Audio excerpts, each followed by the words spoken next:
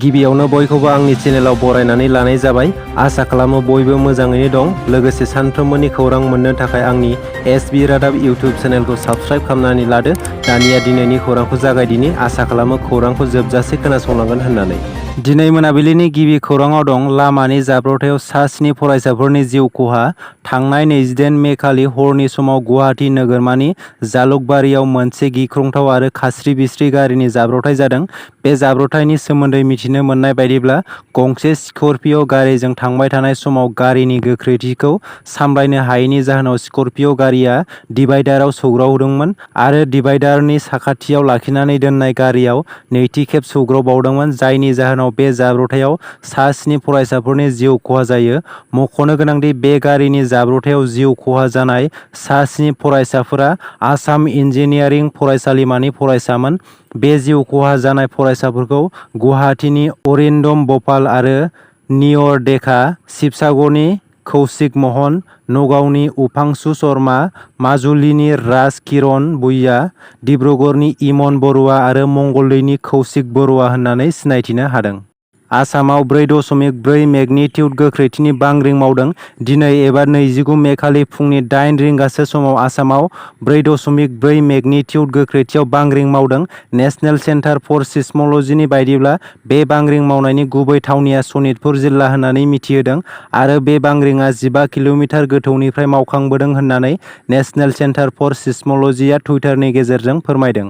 गोदान वन्दे भारत एक्सप्रेस ट्रेनखौ दिनै एबा 29 मेआव बेखेवनाय जाबाय।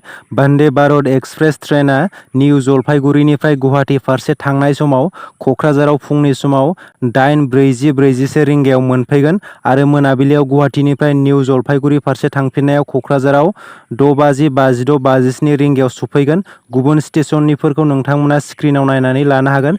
वन्दे भारत एक्सप्रेस ट्रेनआ सप्तायाव 6 सान सोलिबाय थागोन, नाथाय बे ट्रेनआ मंगलबाराव खारनाय नङा होननानै मिथिहोदों। बे ट्रेननि गेजेरजों जोंनि दावबायनाय आरो रांखान्थियारि बिजोङा जौगानो हागोन होननानै हादरनि गाहाय मन्थ्रि नरेन्द्र मदि बिथाङा टुइटारनि गेजेरजों फोरमायदों। दुलाराय बर' फरायसा आफादनि बानजायनायाव गाबोन खुंफुंजागोन 17थि कमल कुमार ब्रह्म देरहासार बान्थानि मान बावनाय हाबाफारिया आसामनि मादावनो बर' बिजोंजों फरायनानै मेट्रिक आनजादाव साबसिन 10थि मासि आवग्रिनो हानाय फरायसाफोरखौ थुलुंगाखां होनायनि थांखिजों एबसुआ कमल कुमार ब्रह्म देरहासार बान्थाजों मान बावो।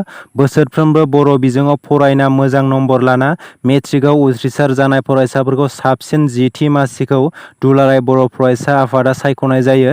देग्लायबो साबसिन 10थि मासि आवग्रिनो हानाय फरायसाफोरखौ सायख'नानै कमल कुमार ब्रह्म देरहासार बान्थाजों मान बावनो लाहार फाहार खालामदों।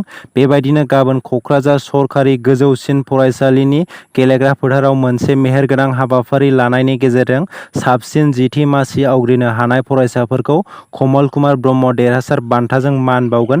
बे हाबाफारिया फुंबिलिनि 10 बाजिनिफ्रायनो जागायगोन आरो बेयाव गेजेर आरो गोजौ फरायसालियाव फरायबाय थानाय फरायसाफोराबो बाहागो लानो हागोन। सार्कोल इन्सपेक्टर सासे हमजादों। दिनै एबा 29 मे खालि भिजिलेन्स एन्ड एन्टि कारापसन बिफानआ बाक्सा जिल्लानि सिमला सार्कोल इन्सपेक्टर गणेश बर्मनखौ 40,000 रां लानायनि अजदआव हमदों। नोंथांमोना एबारनिफ्राय पुलिस थानायाव थाङालासिनो न'निफ्रायनो FIR होनो हासिगोन। अनलाइननि गेजेरजों नोंथांमोना न'निफ्रायनो FIR होनो हासिगोन। बेनि थाखाय नोंथांमोना आसाम पुलिस सेवा सेतु एबा police-citizen.assam.gov.in आव थांनानै कमप्लेनखौ होनो हासिगोन। दिनैनि खौराङा एसेनोसै। आसा खालामो खौरांखौ खोनासंनानै मोजां मोनबाय आरो खौरांखौ मोजां मोनदोंब्ला मोनसे लाइक खालामनानै गालांदो। लोगोसे सानफ्रोमबोनि खौरां मोननो थाखाय FIR रादाब इउटिउब चेनेलखौ साबस्क्राइब खालामनानै लादो। गोजोन्थों।